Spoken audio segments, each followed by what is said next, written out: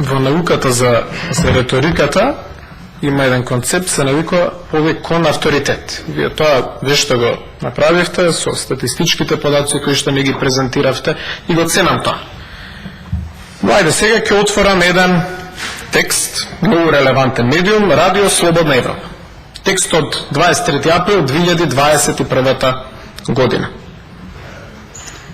Цитирам: секоја година се забележува раст на платите, како што кажавте. Но во исто време се зголемуваат и трошоците за живот. Ајде да преидеме на статистиката. Според последните податоци на Државниот завод за статистика, просечната плата изнесува 27.948 денари. Читам од текст. Радио Слободна Европа, верувам, не е лажни вести, релевантен медиум, и е зголемена за 742 денари во однос на истиот период претходната година.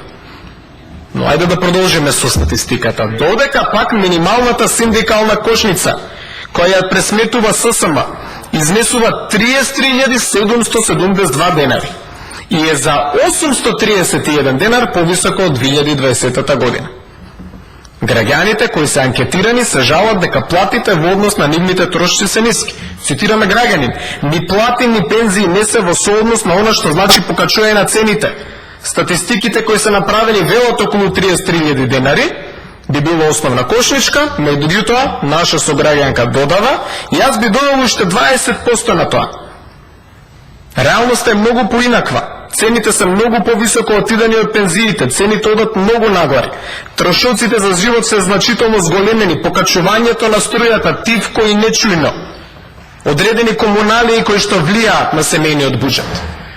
Статистиката можеме да вртиме како сакаме, да се обидеме тука во собранието, да имаме игра на бројки, на нашата одговорност се спрема луѓето кои што не се леват дома, нивниот живот е се потежок. И не е страшно тоа да се призна. Толку успеано. Ајде да видиме што можеме поинаку да направиме. И во делот повторно ќе се вратам на вашиот аргумент за правни лица. Разговарајте со некој бизнисмен, мала, средна, голема компанија. Јас таква консултација сум направил.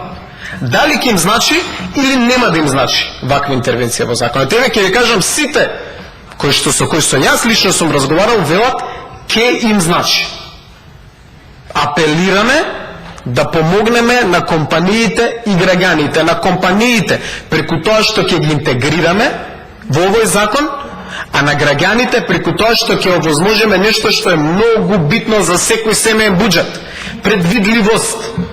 Да не се грижат до година дали ќе успее собранието или нема да успее да направи измена. Тоа е нашиот апел кон вас, како парламентарно мнозинство. Статистиката е многу релативна категорија.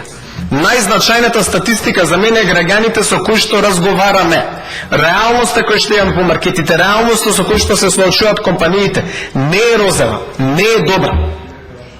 Го гледаме, го слушаме, алармираме и ќе дискутираме и во ребалансот на буџетот што треба да се направи. Но Македонија во делот на економијата е далеку од успешна земја. И затоа апелираме повторно: дајте, иако не се согласува со тоа Министерство за финансии, можете вие како пратеници од мнозинството да дадете поддршка на овие амандмани. И да кажеме да им помогнеме и на граѓаните, да им помогнеме и на компаниите.